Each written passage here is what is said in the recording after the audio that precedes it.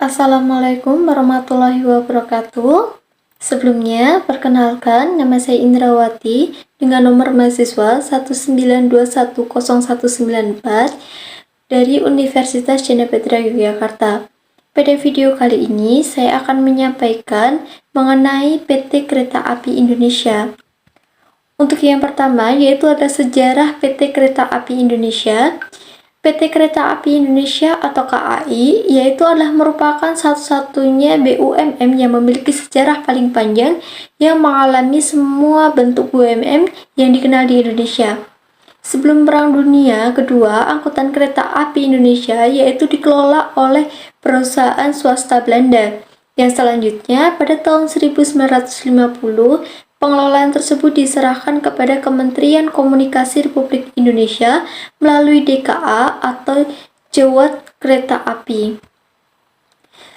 Kemudian, secara berturut-turut, kereta api yaitu mengalami beberapa kali perubahan nama dan status yaitu PNKA atau Perusahaan Negara Kereta Api pada tahun 1963. Dan PJKA atau Perusahaan Jawatan Kereta Api yaitu pada tahun 1971. Kemudian Perumka atau Perusahaan Umum Kereta Api yaitu pada bulan Januari tahun 1991. Dan yang terakhir yaitu pada bulan Juni tahun 1999 itu berubah menjadi PT KAI. Kereta Api Indonesia atau Persero dengan bentuk Persero PT KAI yaitu memiliki peluang yang besar untuk meningkatkan keuntungan karena penyelenggaraan transportasi darat kereta api yaitu masih menjadi monopoli pemerintah. Selanjutnya, visi dan misi dari PT Kereta Api. Visi PT KAI yaitu adalah menjadi solusi ekosistem transportasi terbaik untuk Indonesia. Sedangkan misinya yang pertama yaitu adalah untuk menyediakan sistem transportasi yang aman, efisien, berbasis digital, dan berkembang pesat untuk memenuhi kebutuhan pelanggan. Untuk yang kedua yaitu untuk mengembangkan solusi transportasi massal yang terintegrasi melalui investasi dalam sumber daya manusia, infrastruktur, dan teknologi. Yang ketiga yaitu untuk memajukan pembangunan nasional melalui kemitraan dengan para pemangku kepentingan termasuk memperakasai dan melaksanakan pengembangan infrastruktur penting yang terkait transportasi. Selanjutnya yaitu ada analisa SWOT PT KAI. Yang pertama yaitu strength atau kekuatan, yaitu yang pertama memiliki pangsa pasar yang besar, standar pelayanan yaitu minimal berdasarkan SOP, dan bersertifikat ISO yaitu 9001. Untuk selanjutnya yaitu adalah kelemahan atau weakness, yaitu adalah yang pertama yaitu armadanya sudah tua. Yang kedua, armada yang dibeli bukan barang baru atau barang sudah bekas yaitu dari Jepang. Yang ketiga yaitu PT KAI memiliki respon pelayanan yang kurang. Untuk yang ketiga yaitu peluang atau opportunities, yaitu kebijakan kereta barang. Yang kedua adalah pembatasan tonase daya angkut. Yang ketiga adalah minat wisatawan yang sangat tinggi. Untuk selanjutnya yaitu threats atau ancaman, yaitu adanya jalan tol dan kurang meratanya pintu persilangan di beberapa titik perlintasan kereta api. Untuk selanjutnya yaitu strategi PT KAI menghadapi pandemi COVID-19, yaitu dengan mengoptimalkan asetnya. Yang kedua adalah meningkatkan angkutan barang. Yang ketiga yaitu beradaptasi. Untuk strategi pada setiap level corporate, yaitu strategi perusahaan, pedoman penerapan strategi yang sesuai dengan RJPP tahun 2020 sampai 2024 PT KAI, yaitu untuk masing-masing aspek adalah sebagai berikut. Yang pertama yaitu customer centricity, yang kedua yaitu peningkatan teknologi, yang keempat yaitu manajemen pemangku kepentingan yang proaktif, yang keempat SDMO angkutan penumpang dan kereta bandara, selanjutnya SDMO angkutan barang. Untuk strategi pada level setiap korporasi yang selanjutnya, yaitu manajemen dan perencanaan aset, pengembangan pembiayaan dan pelaksanaan proyek, pengembangan talenta pegawai dan budaya, pengembangan parenting strategi untuk anak perusahaan. Selanjutnya, yaitu langkah-langkah yang diambil pihak manajemen dalam menghadapi isu pelayanan perkeretaapian, yaitu yang pertama dengan memberikan pembinaan untuk sumber daya manusianya. Yang kedua, yaitu dilakukannya sidang penentuan sanksi yang tepat dengan didampingi SPKA atau Serikat Pekerja Kereta Api. Yang ketiga, yaitu mengenai pencalonan melibatkan kepolisian, kejaksaan, dan pengadilan.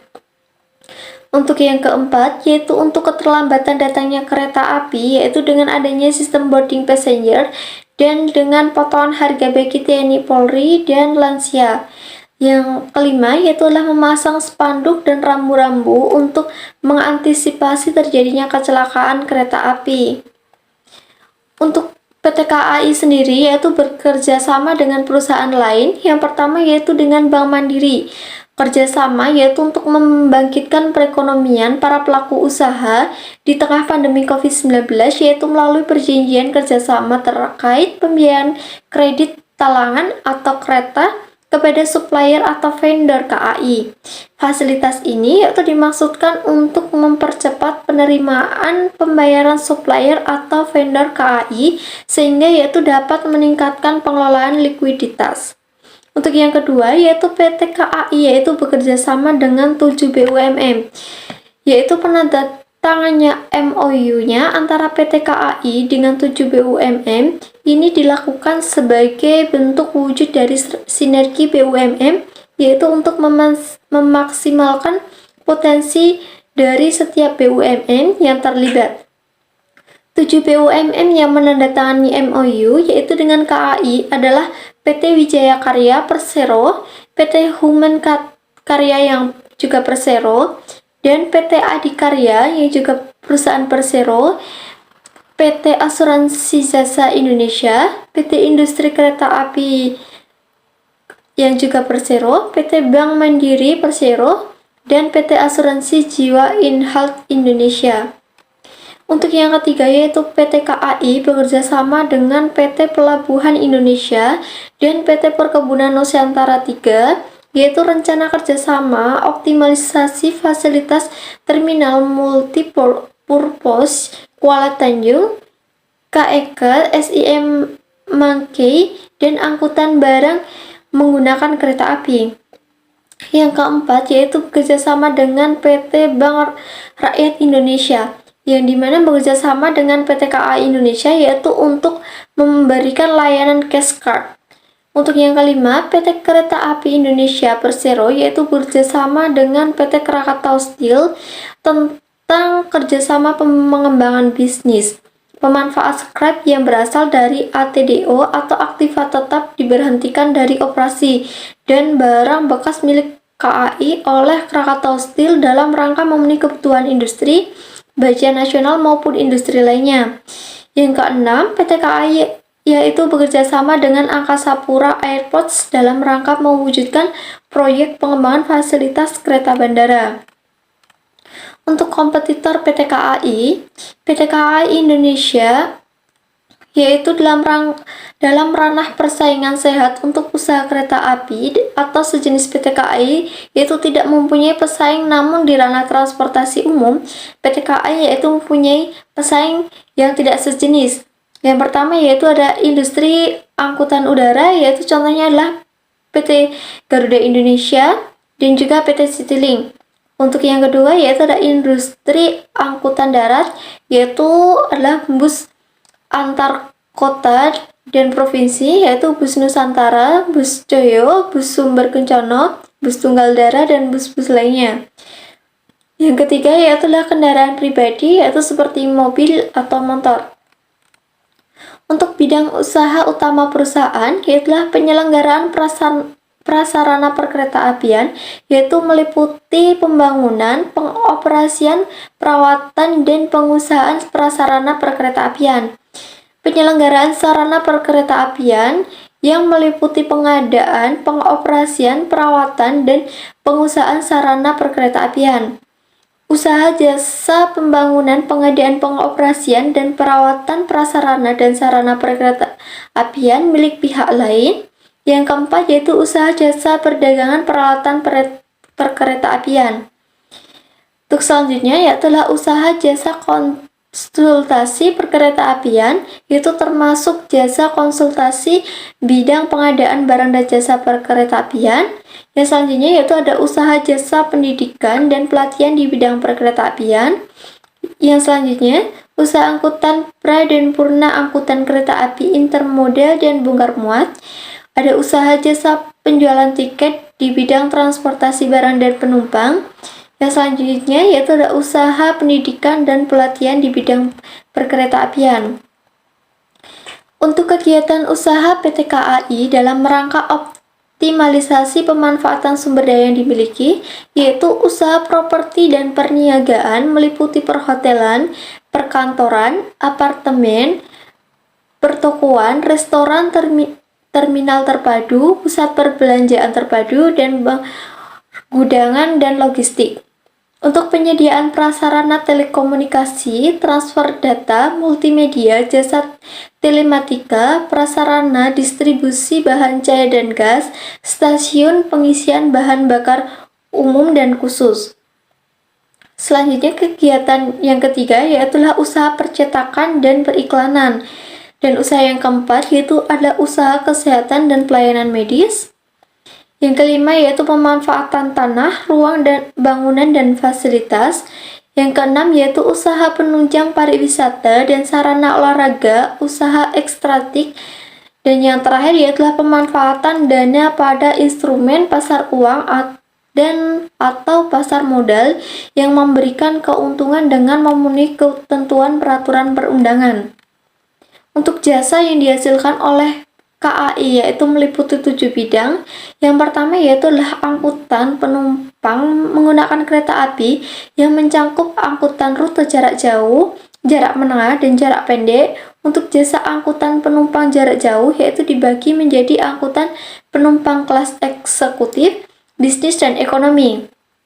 Untuk angkutan komuter di wilayah Jabodetabek dan kereta api bandara yaitu termasuk jasa angkutan penumpang yang dikelola oleh anak perusahaan KAI. Untuk yang kedua yaitu angkutan barang menggunakan kereta api yang mencakup angkutan peti kemas, batu bara, parsel, barang curah, dan barang jenis lainnya. Untuk yang ketiga adalah pengusaha aset seperti pengusaha aset tanah, bangunan, dan aset lainnya untuk dikomersialkan sebagai pendapatan perusahaan. Bentuk-bentuk dari pengusahanya seperti yaitu persewaan tanah untuk tower, stockpile, container yard, pipa, fiber optik, tool hotel, kantor, rumah, space, reklame, dan lain-lainnya.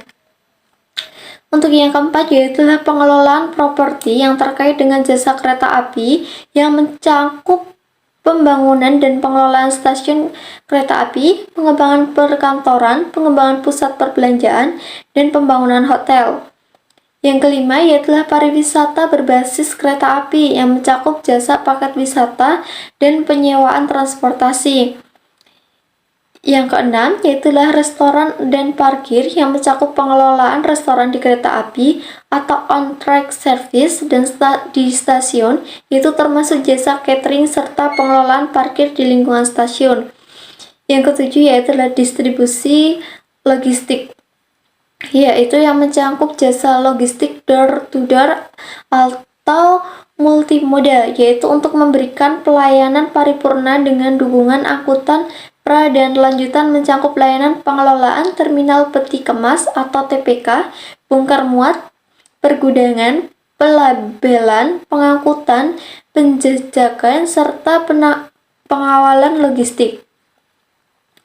Untuk pilihan segmentasi customer, KAI itu mempunyai customer yang pertama yaitu masyarakat umum maupun korporasi untuk penggunaan jasa angkutan penumpang.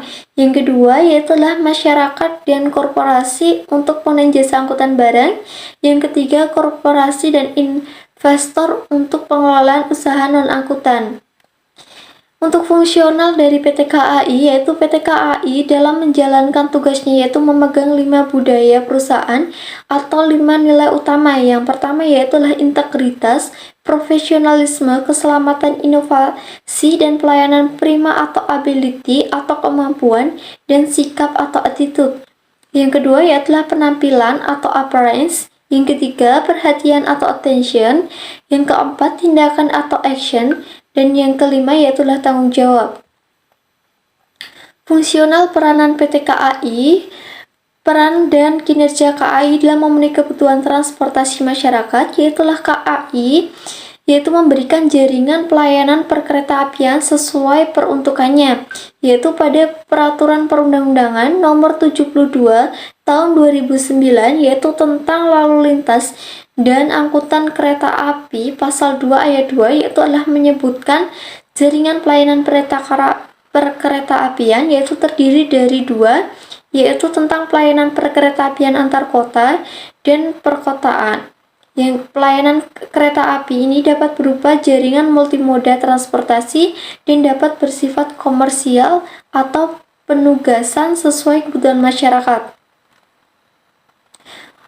Untuk selanjutnya yaitu dalam menyiapkan pelayanan kebutuhan transportasi, KAI itu harus memperhatikan yang pertama yaitu kebutuhan masyarakat untuk dilayani, yang kedua kapasitas lintas yang dibutuhkan masyarakat, yang ketiga kebutuhan jasa angkut, yang keempat komposisi jenis pelayanan angkutan kereta api sesuai dengan tingkat pelayanan, yang kelima keterpaduan intra dan antar moda transportasi, yang keenam yaitu perbedaan jarak dan waktu antara kereta api atau headway, jarak antara stasiun dan pemberhentian, yang ketujuh yaitu jarak pusat aktivitas terhadap stasiun, yang kedelapan kapasitas waktu untuk perpindahan transportasi.